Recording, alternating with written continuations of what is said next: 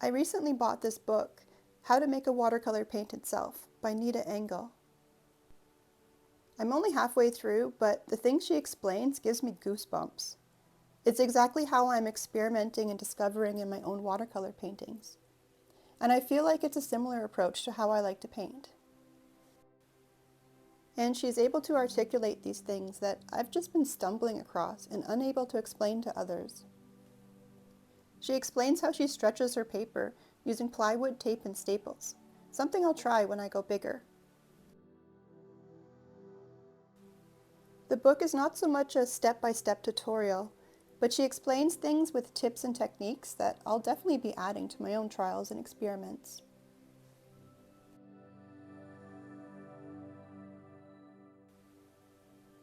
I notice she also paints much larger than I do, and I think this allows for more space to let the paint flow and react in the early stages.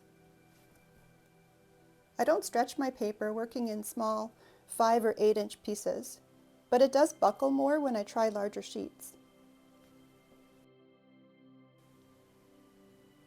No other watercolor painter comes so close to the style I see myself evolving into. She creates an abstract, wet and wet, spontaneous layer, then sits back and studies it to see what she can see, then adds details. I think to myself, that's what I do. Now, how does she create such beauty?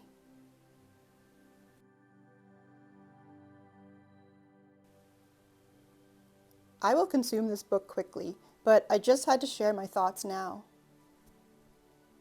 Nita Engle is no longer with us, but has left us with this treasure of a book. Thank you for the inspiration.